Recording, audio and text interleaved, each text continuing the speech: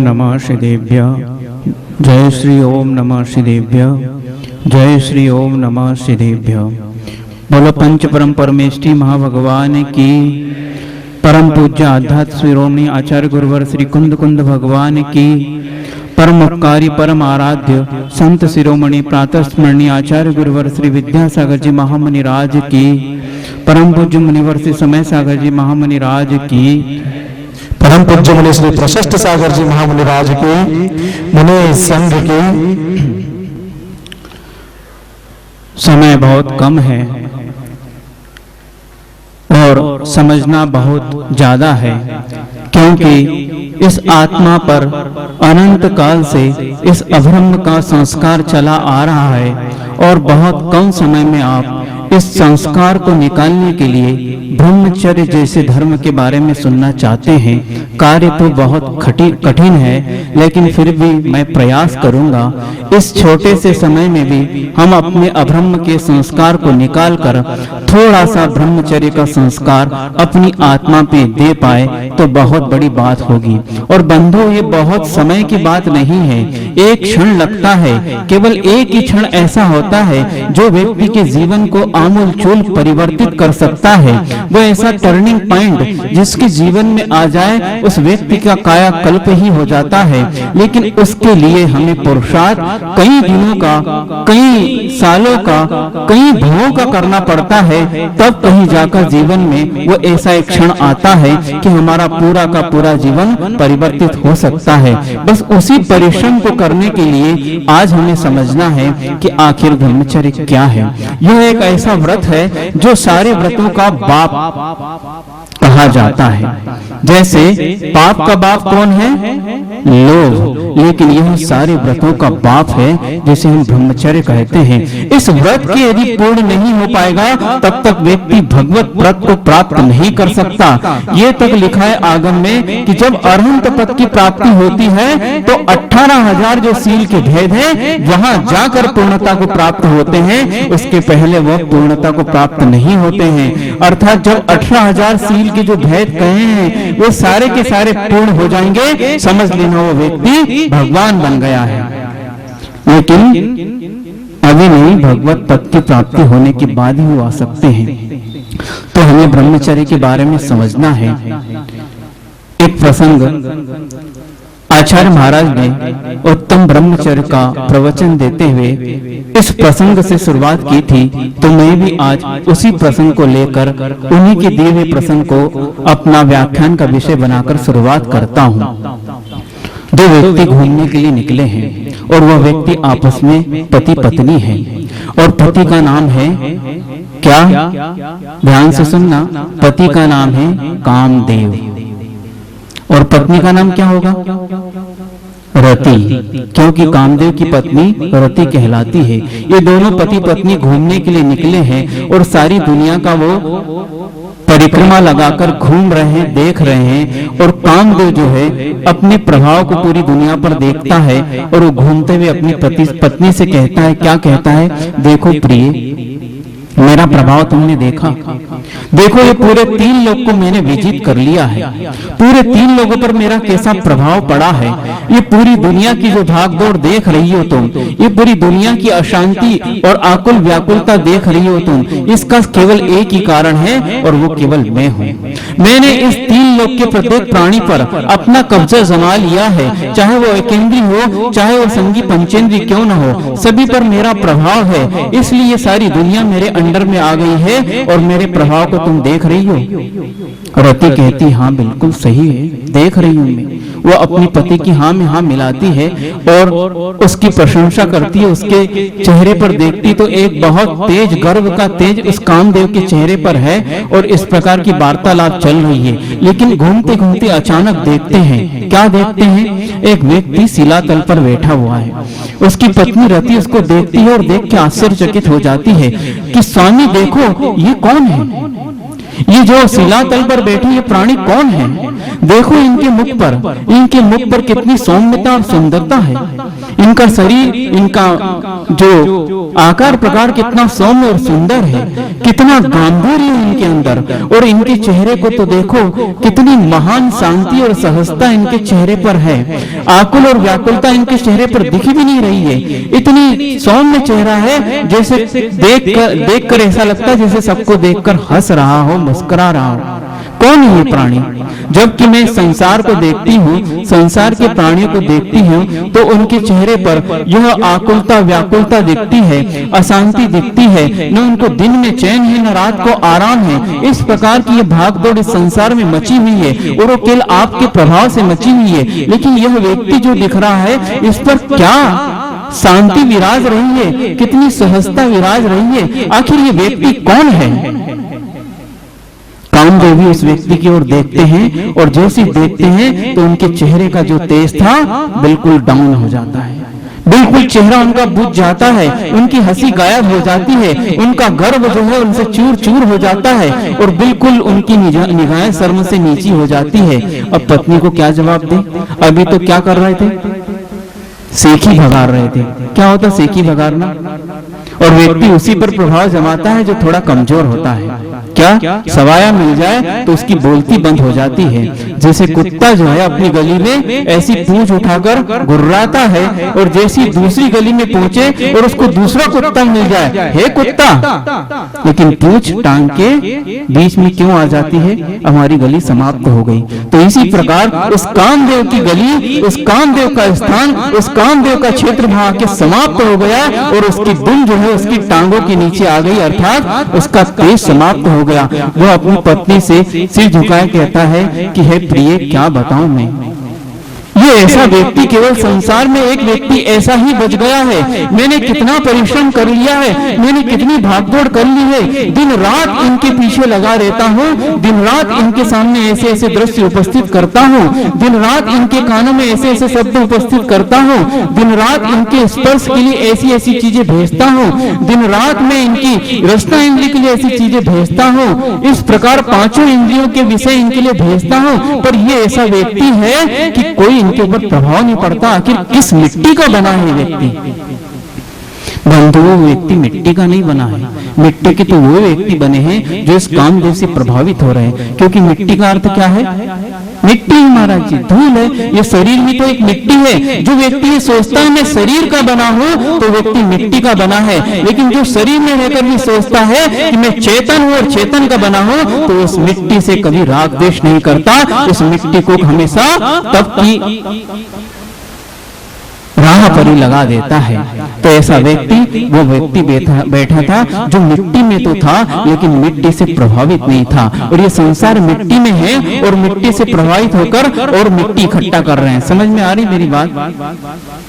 मिट्टी मतलब शरीर, इस शरीर में प्रभावित हो रहे हैं, और मिट्टी मतलब और कर्म इकट्ठे हो रहे हैं, और वो मिट्टी पुनः मिट्टी को देगी, मतलब कर्म पुनः दूसरे शरीर को उत्पन्न करेगा। लेकिन ये व्यक्ति मिट्टी में तो आ गया है, मिट्टी से प्रभावित नहीं है, इसलिए मिट्टी नहीं समेट रहा है, अब तो अमृत समेट रहा है, अब तो सोना समेट रहा है, और वो सोना जो उसको अगले भाव में निश्चित रूप से भगवान बनाएगा। ऐसा वो व्यक्ति है। तो इस प्रकार वो कामदेव कहता है, इस व्यक्ति के ऊपर मेरा वश नहीं चलता, ये न जाने इसको किसने बनाया है। इसको चेतन ने बनाया है। और वो कौन होंगे? कौन होंगे बोलो? दिगंबर मुनिराज। शिलातल पर बैठे ऐसे दिगंबर मुनिराज केवल संसार में वही है जिन काम में तो तीनों लोक को जीत लिया है, लेकिन संसार में एक वैसे व्यक्ति है जिन्होंने केवल एक काम देव को जीत लिया है, तो तीनों लोक को जीत लिया है। ऐसे लोग मुनिराज थे। उस मुनिराज के ऊपर काम का वश नहीं चला, और वहां पर जाकर वो नतमस्तक हो गया है। तो इसी प्रकार ऐसे ही एक मुनिराज की कथा मुझे स्मरण में आ रही है। वे मुनिराज, लेकिन उनकी पूर्व अवस्था, जब वो मुनिराज नहीं थे, गृहस्थ अवस्था में थे, श्रावक थे, श्रावक भी नहीं बन पाए थे। श्रावक तो उसको कहते हैं जो मान लो विवाहित हो जाता है और गृहस्थ आश्रम में प्रवेश करता है, तो वो श्रावक कहलाता है। लेकिन उसके पहले वो श्रावक नहीं है। क्या है? पहले ये होता था, आज नहीं होता है। तो उसके पहले वो ब्रह्मचारी है। मतलब जब तक विवाह नहीं होता है तब तक भारतीय पद्धति में ब्रह्मचर्य आश्रम की व्यवस्था रहती है, और जब विवाह होता है उसके बाद गृहस्थ आश्रम होता है, तब कहीं जाकर वो श्रावक बन पाता है। जब तक वो 2 पैर का होता है तब तक ब्रह्मचारी है, और 4 पैर का होता है तब कहीं जाकर वो श्रावक और गृहस्थ आश्रम का शुरुआत करने वाला होता है। लेकिन आज विवाह के पहले ही श्रावक बन जाते हैं, मन से, भले काय से न बोले, मन और वचन से बन जाते हैं। इस प्रकार का मन उनका कलुषित हो जाता है। तो उस प्रकार वे मुनिराज गृहस्थ अवस्था में थे। उनके बारे में ये सुनने में आता है, ये सत्य घटना है, उनके बारे में ये सुनने में आता है कि बहुत कम उम्र में, 11 वर्ष की उम्र में उन्होंने दीक्षा लेकर दिगंबर रूप को धारण कर लिया था, केवल 11 वर्ष की उम्र में। और ये तक सुनने में आता है कि उन्होंने जन्म होने के बाद कपड़े पहने ही नहीं है। अब 11 वर्ष की अवस्था में आपके यहाँ 11 वर्ष का बालक को कैसे घूमता है, कैसे घूमता है? नंगा पुंगा ऐसे ही बोलते हो ना, घूमता है आज। लेकिन आज तो थोड़ा जमाना परिवर्तित हो गया। हम जब थोड़े बड़े 8वीं 9वीं कक्षा में गए थे तब तक भी घर में हाफ पेंट मिलता था। क्या समझे? वो बोलते थे, जब बोलते थे सब लोग, आप लोग तो फुल पैंट पहनते हो, तो बोलते बेटा तेरी अभी उम्र नहीं हुई फुल पैंट पहनने की, अभी तुम बच्चे हो, हाफ पैंट पहनो तब तुम्हारा विकास होगा। आज हम छोटे छोटे बच्चों को देखते हैं, 2-3 साल के नहीं होते, फुल पैंट और उसमें भी जींस। बिल्कुल बच्चे को जींस चाहिए हमारे, उसको तो अकल नहीं है। हमारे माँ बाप को ज्यादा अकल है ना, क्योंकि वो भी इस सभ्यता से जो आज चल रही है उससे बिल्कुल लोहा लेना चाहते हैं। हम किसी से कम है क्या? हमारे पड़ोसी ने ऐसा पहना तो हमारा बच्चा भी ऐसा पहनेगा, लेकिन समझ नहीं रहे इस प्रकार के पहनावे से अपने बच्चे के विकास में आप बाधक बन रहे हैं। केवल शारीरिक नहीं, उसका मानसिक विकास भी अवरुद्ध होगा, और वो जाकर आप जब जवानी में आएगा तो आपको ऐसे परिणाम देगा कि आप दांतों तले उंगली दबा लोगे कि आखिर ये आए संस्कार कहां से आपने दिए हैं। तो इस प्रकार वो मुनिराज थे, उन्होंने कपड़े पहने ही नहीं। ऐसा कथन आता है वो कपड़े पहन ही नहीं पाए, क्योंकि जब कपड़े पहनाते तो कई बार बच्चे उस कपड़े को निकाल के फेंक देते हैं। क्यों? उनको बिल्कुल जैसे आए वैसे रहना पसंद होता है, क्योंकि जब व्यक्ति बचपन में होता है विकारों का अभाव होता है। जैसा आया, जैसे हम पैदा हुए हैं, नग्न पैदा हुए हैं, तो वो सोचता है ऐसे ही रहूं। लेकिन जैसे जैसे बड़ा होता है, गाना सुना होगा ना आपने, बच्चे मन के सच्चे, सारी जग की आंख के तारे।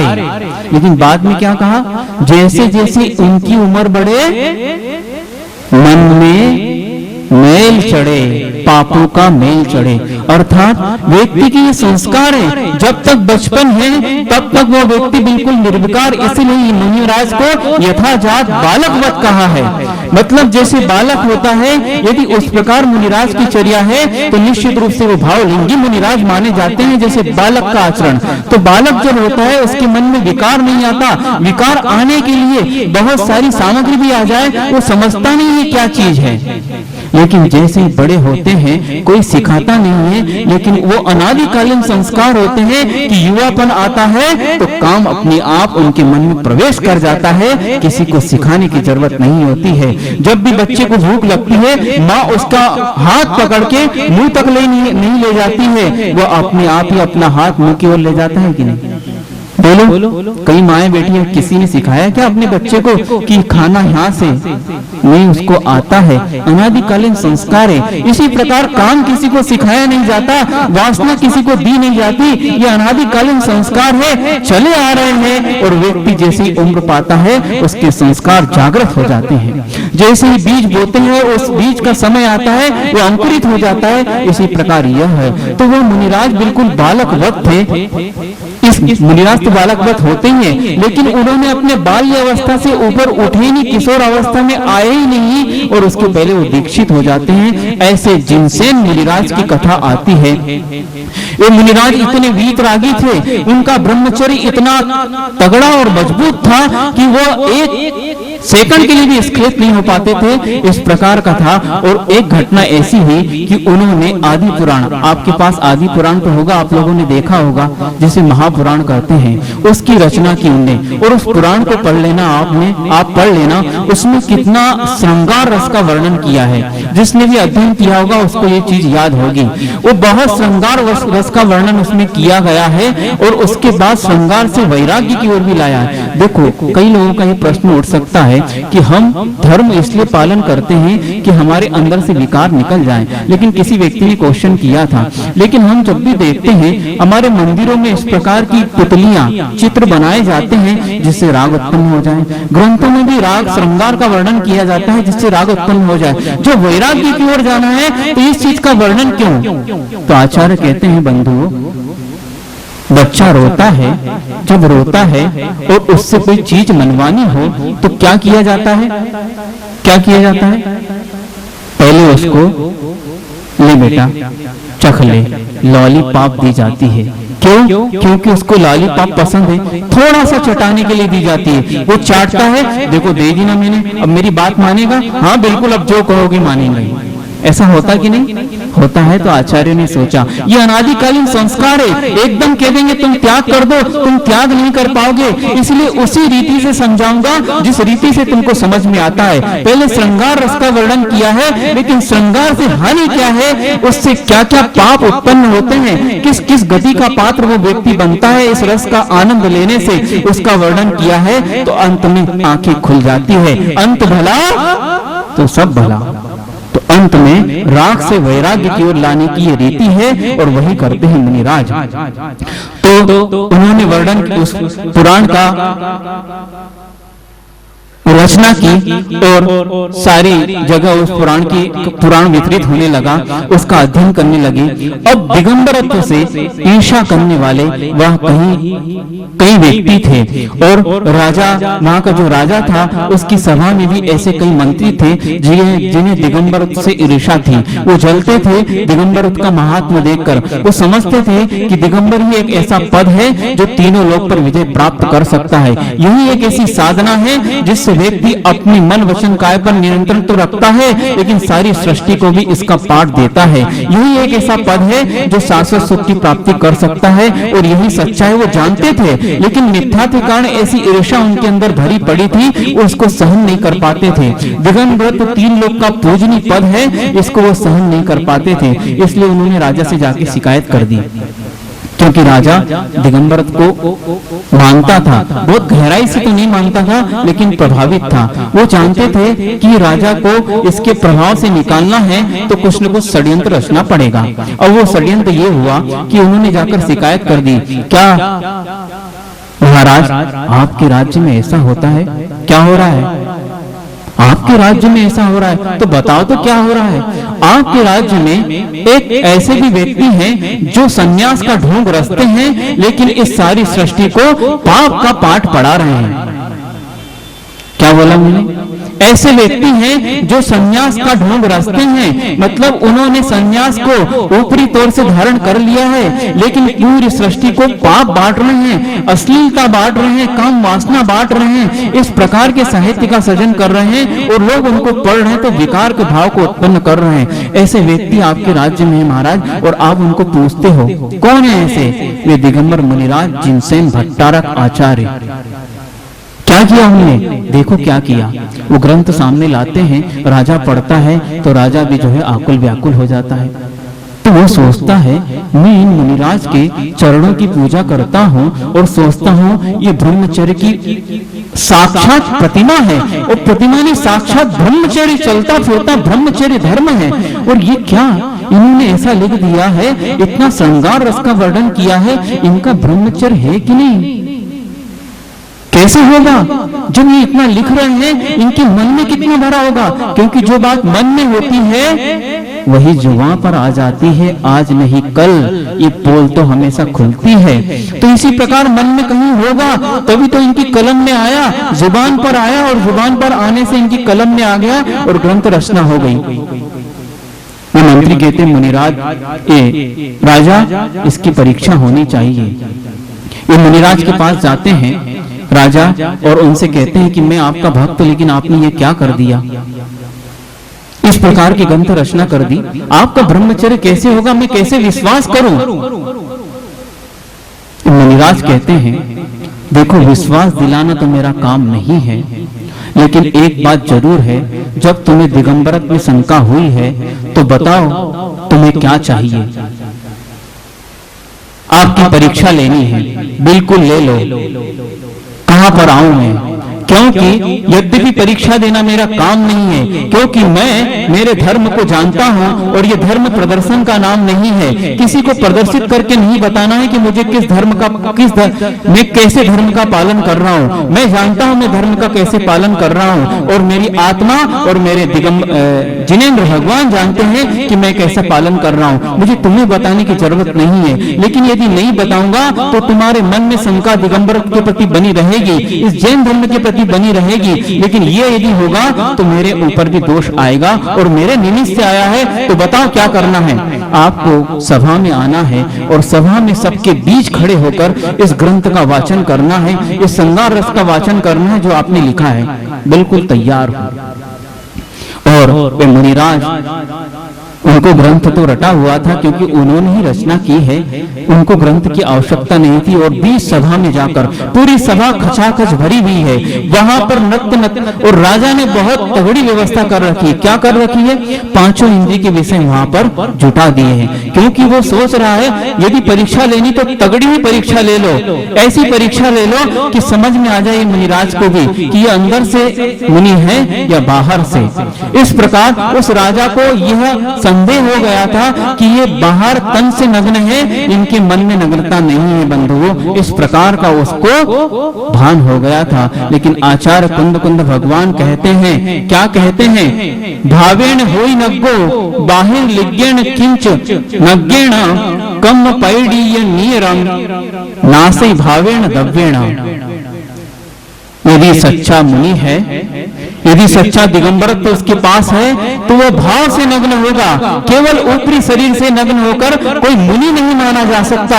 यदि वो अंदर से नग्न हो गया है, अंदर से उसके व्रत पल रहे हैं, अंदर से यदि ब्रह्मचर्य व्रत को वो धारण किया है, तो निश्चित रूप से वो सही मुनि होगा। और वो किसी भी सभा में चले जाए, वो किसी भी परिस्थिति में हो जाए, किसी भी चौराहे पर खड़ा हो जाए और उसके सामने पंचेंद्रिय के विषय ऐसे रूप लावण्य उसके सामने हो जाए जो दूसरे व्यक्ति के मन में विकार उत्पन्न कर सकते हैं, लेकिन वो चौराहे पर खड़े होकर उस रूप का अवलोकन भी कर दे, लेकिन किंचित मात्र विकार नहीं आ सकता, क्योंकि वो सच्चा भावलिंगी है, केवल द्रव्यलिंगी नहीं। इस प्रकार की उद्घोषणा कुंद भगवान ने की है। यदि जिनसेन महाराज सच्चे मुनिराज हैं तो वो इस परीक्षा को 100% अंकों से पास करके बताएंगे, क्योंकि भावलिंग ये होता है। द्रव्यलिंग यह दिखाने के लिए है, प्रदर्शन का विषय है, इसको आप देखते हैं। लेकिन भावलिंग अंदर होता है। यदि भावलिंग जो अंदर से नग्नता यदि किसी की नहीं है, यदि वो बाहर से केवल नग्नता का प्रदर्शन कर रहा है, तो कभी वो कर्म का क्षय नहीं कर सकता। लेकिन फिर कोई व्यक्ति ऐसा सोच सकते हैं कि जब अंदर से नग्न हो गए, बाहर से होने की क्या जरूरत है? क्योंकि कुंद भगवान ने लिखा है, भाव से नग्न हो गए तो कर्म का क्षय होगा। बिल्कुल एकांत पकड़ लो, बिल्कुल ऐसा नहीं है। कुछ व्यक्ति ऐसे ही समझने लगे हैं, बिल्कुल भावलिंगी संत हैं हम, बाहर से कपड़े त्याग करने की क्या आवश्यकता है? अंदर से इस प्रकार धर्म पर आस्था बैठ गई है और हमने उसका आचरण भी चालू कर दिया है। कपड़े से नग्न होना नग्न नहीं है, ऐसा कुंद भगवान कह गए। लेकिन नहीं बंधुओं, अंदर की नग्नता सही नग्नता है, लेकिन जो अंदर से नग्न हो गया वो व्यक्ति कभी बाहर में कपड़े धारण कर नहीं सकता, क्योंकि जो बाहर में कपड़े धारण कर रहे हैं वो अपने विकार को छुपाने के लिए कर रहे हैं। बोलो सही बोल रहा हूं कि नहीं? ताली नहीं बजाओ। अच्छा, ताली बजा के स्वीकृति दे रहे हो कि हाँ सही कह रहे हैं, हम कपड़े इसीलिए धारण कर रहे हैं क्योंकि हम विकार को जीत नहीं पाए।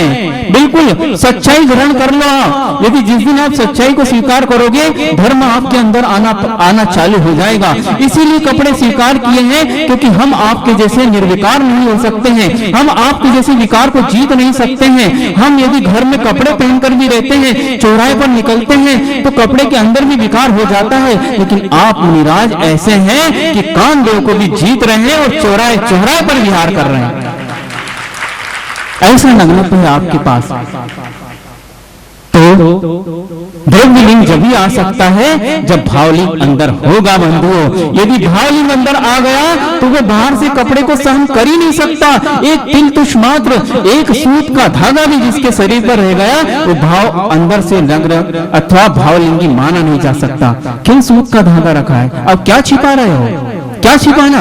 जब अंदर से नग्नता आ गई, जब अंदर से विकार खत्म हो गए, जब अंदर से वासना चली गई तो अब कपड़े धारण करने की आवश्यकता क्या है? जब बालक के अंदर वासना नहीं रहती इसलिए तो वो नंगा पैदा होता है और चाहता है मैं जब तक बालक रहूं तब तक कपड़े नहीं आए मेरे शरीर पर, इसलिए वो बार बार निकाल कर फेंक देता है।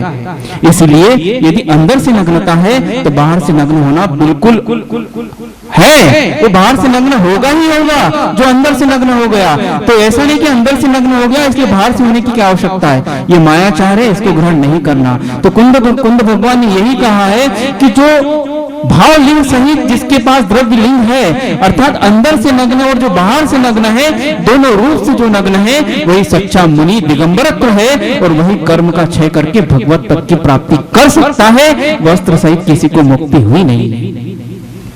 तो इस प्रकार जिनसेन मुनिराज सभा में खड़े हो जाते हैं और चालू कर देते हैं। कहां से? नख से सिक तक स्त्री रूप का वर्णन, और केवल वर्णन नहीं और बहुत श्रृंगार ये शब्द, जिन शब्दों से राग उत्पन्न हो जाए, जिन शब्दों से विकार उत्पन्न हो जाए। और हमने पहले ही कहा था उस राजा ने पूरी परीक्षा लेने की कोशिश की है। क्या किया? ऐसी देवांगना जैसी स्त्रियों को, युवतियों को बिल्कुल कम कपड़े में उनकी नजरों के सामने खड़ा कर दिया। ऐसे सुगंधित द्रव्यों का वहां पर, जिस द्रव्य को सुनकर विकार उत्पन्न हो जाए, ऐसी सुगंधी जैसे आप इत्र सेंट लगाते हैं ना, क्यों लगाते हैं? एक तो अपनी बदबू छुपाने के लिए और दूसरे को बोलो ना आकर्षित करने के लिए। तो ऐसी सुगंधित द्रव्यों को वहां लगा दिया कि महाराज जी की नाक में ये प्रवेश कर जाए, इनके अंदर विकार उत्पन्न हो जाए। चक्षु इंद्री का विषय, घ्राण इंद्री का विषय और इस प्रकार कर्ण इंद्री का विषय महाराज जी के पास स्वयं था। वो इस प्रकार के शब्दों का उच्चारण कर रहे थे कि उनके कानों में सुन भी रहे थे। मैं बोल रहा हूं तो मैं सुन नहीं रहा क्या?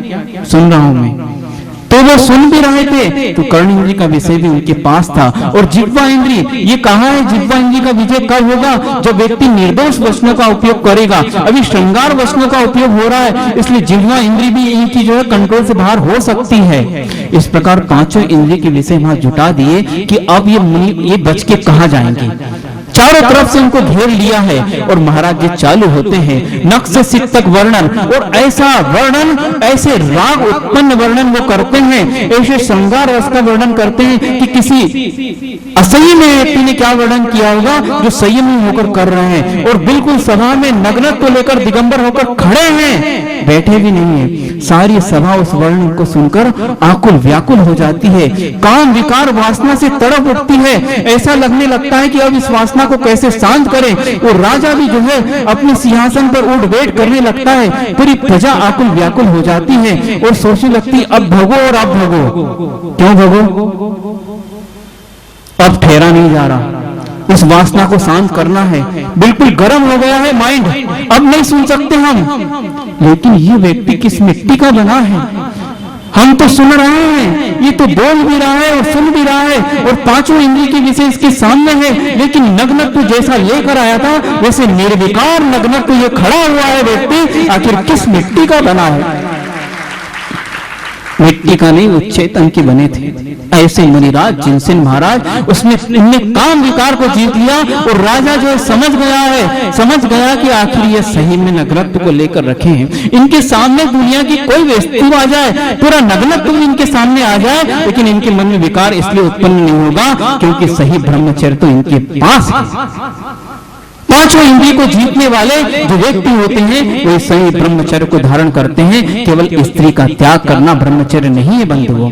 इस प्रकार उस राजा के अंदर ये पाठ मिल जाता है और राजा जो है उनके चरणों में नतमस्तक हो जाता है और कहता है भगवान आज मेरा जो है हृदय परिवर्तन कर दिया आपने, मेरे हृदय की सारी कालिमा आपने समाप्त कर दी। मैं क्या समझता था दिगंबरत्व को और क्या निकला दिगंबरत्व। ये तीन लोग में पूछ एक ही पद है और यही पद ऐसा है जिसके द्वारा साक्षात मुक्ति मिलती है। बाकी इसके अलावा जो कोई भी पद धारण करेगा वो केवल भारी होगा और भारी पद से कभी भी मुक्ति प्राप्त नहीं हो सकती। समझ में आ गया। और जो मंत्री शिकायत करने गए थे वो भी सारे के सारे मुनिराज के चरणों में हैं और पूरा राजसभा, और केवल राजसभा नहीं पूरे उस नगर की और पूरे राज्य की प्रजा दिगंबरत्व को धारण कर ले, जिन धर्म को धारण कर लेती है और कई लोग तो उसमें से घर बार छोड़कर जिनसेन महाराज के चरणों में आकर दिगंबर दीक्षा धारण कर लेते हैं। यह है ब्रह्मचर्य का प्रभाव, यह है नग्नत्व का प्रभाव, यह दिगंबरत्व का प्रभाव। ये प्रभाव दूसरों को देने के लिए नहीं था, स्वयं अपनी आत्मा से प्रभावित होकर उन्होंने ये काम किया था। क्योंकि ब्रह्मचर्य का सही अर्थ आपको महाराज जी ने बताया है कि जो अपनी आत्मा में रमण होता है उसी का नाम ब्रह्मचर्य है बंधुओं। और अब्रह्म कौन है? जो आत्मा से पर है। आत्मा से परे क्या है? आपके पास पंचेंद्री है, जो आपके पास शरीर है, जो आपके पास वासना विकार है, वो आत्मा से पर है। उनके अंदर यदि आप रमण करोगे तो निश्चित रूप से ब्रह्मचर्य का हनन कर दोगे। केवल स्त्री का त्याग ब्रह्मचर्य नहीं है। पांचों इंद्रिय के विषयों को जो जीत लेता है, पांचों इंद्रियों के विषय में जो अनुराग नहीं करता है, उनमें राग द्वेष नहीं करता है, वो व्यक्ति सही ब्रह्मचर्य का पालन कर रहा है। मात्रवत परदाराणी परद्रव्याणि लोष्टवत, मात्रवत परदाराणी परद्रव्याणि लोष्टवत आत्मवत सर्वभूतानि वीक्षन्ते धर्म बुद्धया। जिस व्यक्ति के मन में, जिस व्यक्ति की आचरण में, जिस व्यक्ति की काया धर्म मार्ग पर चल गई है और जिन्होंने दिगंबरत्व को धारण कर लिया है, वे सारी पर स्त्रियों को अपनी माता के समान देखते हैं। जैसे महाराज जी ने आपको कथा बताई, वो कथा शिवाजी महाराज की थी, जिन्होंने स्त्री को, जो स्त्री को पकड़ के लाए थे उनके सैनिक, उनको पाठ पढ़ाया था कि यह स्त्री है, यह स्त्री ने तुमको जन्म दिया है और इस स्त्री ने तुमको जन्म दिया था, इसलिए तुम यहाँ इस संसार में आए हो, इतने शक्तिशाली बने हो और तुम्हारे पास शक्ति आ गई तो इस स्त्री को भूल गए। सोचो, जिनने तुमको जन्म दिया वो माँ और इस स्त्री में क्या अंतर है? कोई अंतर है क्या? जिस महिला ने तुमको जन्म दिया है और ये जो स्त्री तुमको विकार उत्पन्न कर रही है, इन दोनों में कोई अंतर है क्या? नहीं अंतर है। तो इसको माँ के समान समझो। इसीलिए मुनिराज जो होते हैं वो पर स्त्री को माँ के समान, किसी भी चीज को यदि देखते हैं, ये मेरी माँ है, ये मेरी बहन है, इस प्रकार की धारणा बिठाते हैं। और कोई पर वस्तु धन दौलत देखते हैं, उनके सामने सोने की गिट्टियां भी बिछी हो और उस पे से उनको चलने का मौका आ जाए और ये सोचेंगे जैसे धूल पे चलता हूं वैसे सोने पे चल रहा हूं। चलने में अंतर क्या है? ये धूल के समान मेरा है। और जितने भी द्रव्य हैं, जो संसारी प्राणी दिख रहे हैं, वो मेरे समान है। क्योंकि जो चीज मुझे कष्टकारक है, ये सामने वाले को भी कष्टकारक है। इस प्रकार पांचों महाव्रतों को वो अंगीकार, इस एक कारिका में पांचों महाव्रत आ गए। कैसे आ गए?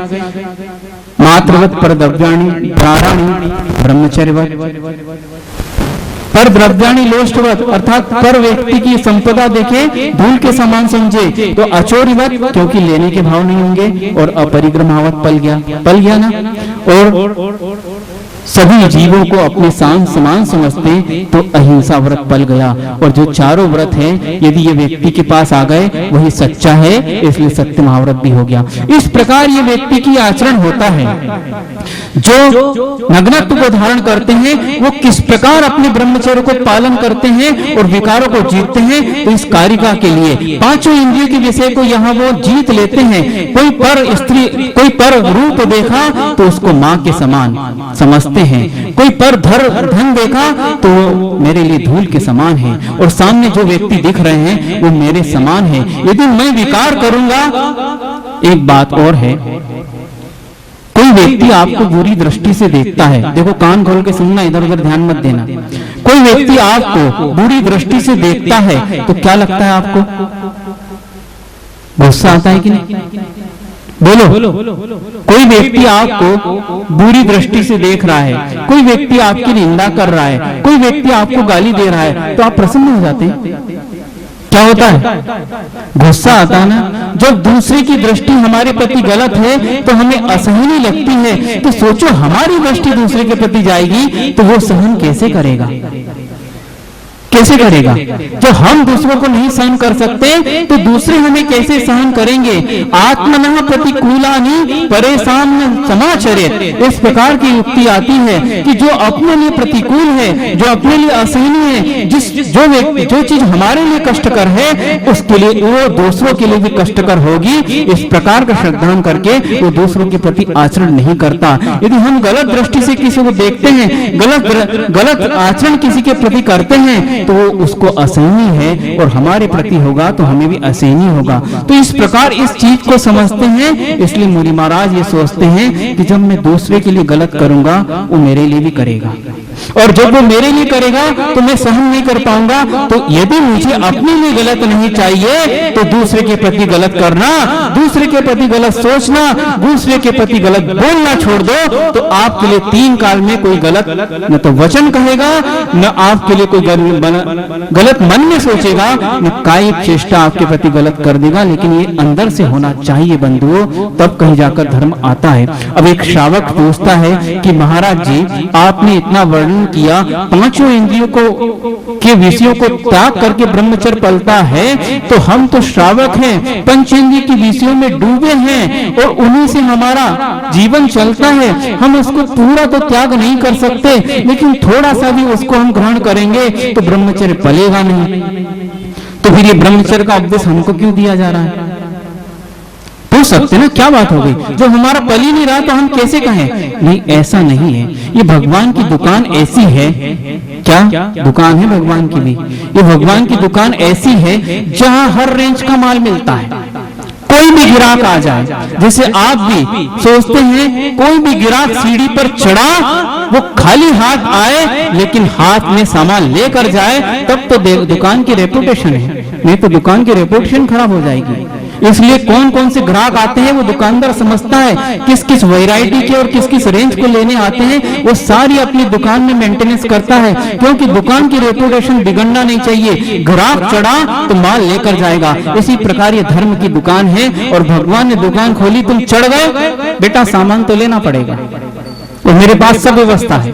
तो भगवान कहते व्यवस्था है, क्या है भगवान बताओ, चाहिए मुझे व्यवस्था। तो श्रावकाचार में समंत भद्र स्वामी कहते हैं तुम्हारा भी ब्रह्मचर्य हम पलवाएंगे और तुम भी ब्रह्मचर्य पालकर व्रती कहलाओगे। लेकिन कैसे? न तु परदारान गच्छति न परान गम्यति च पाप भीतेर यत् सा परदार निवृत्ति स्वदार संतोष नाम आपी।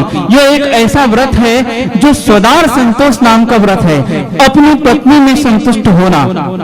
क्योंकि सूक्ष्म दृष्टि से व्यक्ति जो ब्रह्मचर्य है, जो कहा गया है, उसका आचरण श्रावक नहीं कर सकते। केवल मुनिराज जिसने सारे परिग्रह का त्याग कर दिया है, जो स्त्री को भी परिग्रह समझकर त्याग कर देते हैं, उनके लिए तो पूर्ण ब्रह्मचर्य पालन करना सरल सहज है और वही कर सकते हैं। लेकिन श्रावक क्या कर सकता है? तो श्रावक ये कर सकता है स्वदार संतोष नामापि, मन वचन और काय से अपने पास जो अपना साथी है उसमें संतुष्ट होना। दूसरे व्यक्ति के प्रति नजर तक नहीं जानी चाहिए, क्योंकि आप के लिए टाइटल नहीं मिला है।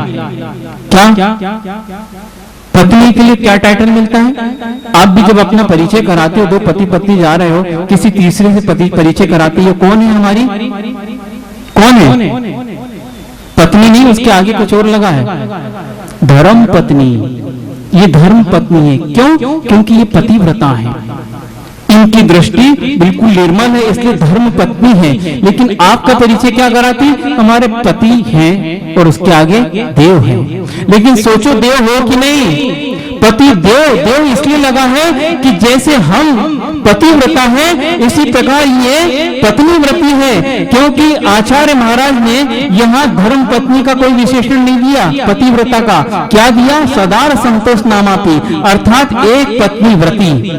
जो पत्नी व्रती होता है वही सही पति देव होता है। मतलब हमारी दृष्टि इस प्रकार की होना चाहिए बंधुओं, तो हमारा ब्रह्मचर्य पल सकता है।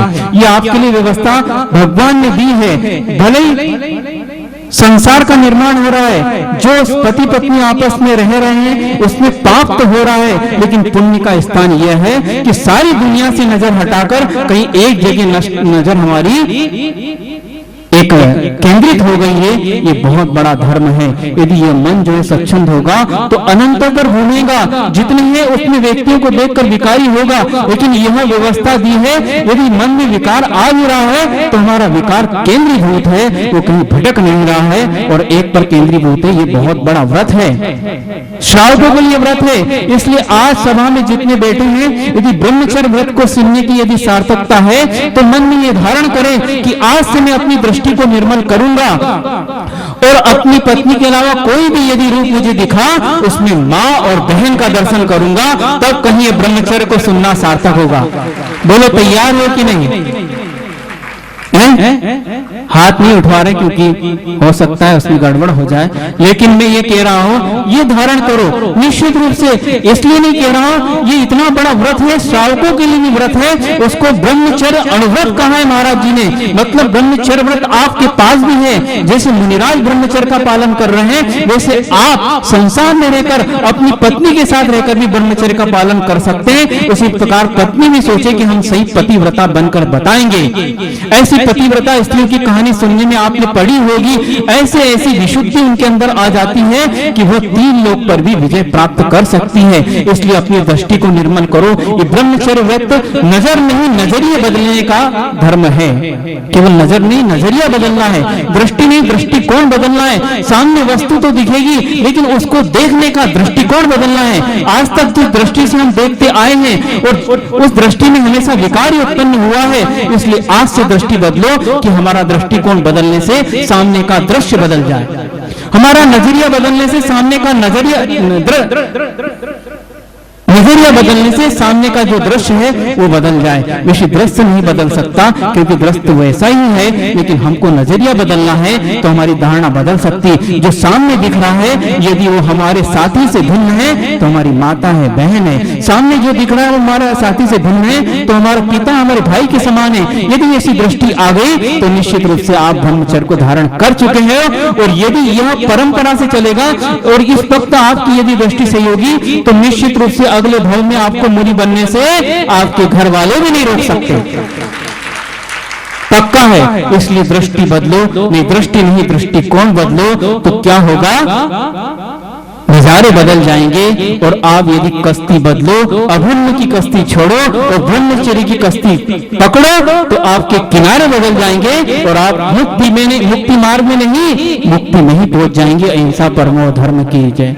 बोधि समाधि परिणाम शुद्धि स्वात्मोपलब्धि शिव शौक्य सिद्धि चिंता मणिम चिंतित वस्तु दाने तम वंद मानस्य ममास्तु देवी। द्वादशांग जिनवाणी माता की जय। परम पूज्य आचार्य गुरु श्री विद्यासागर जी महामुनि महाराज की जय। परम पूज्य मुनिवर श्री समय सागर जी महामुनि राज की जय। दोनों जिन लोगों के मैं नाम ले रहा हूं शीघ्रता से आगे आते जाएं और उसके बाद कल के कार्यक्रम की घोषणा दिनेश सिंह मनी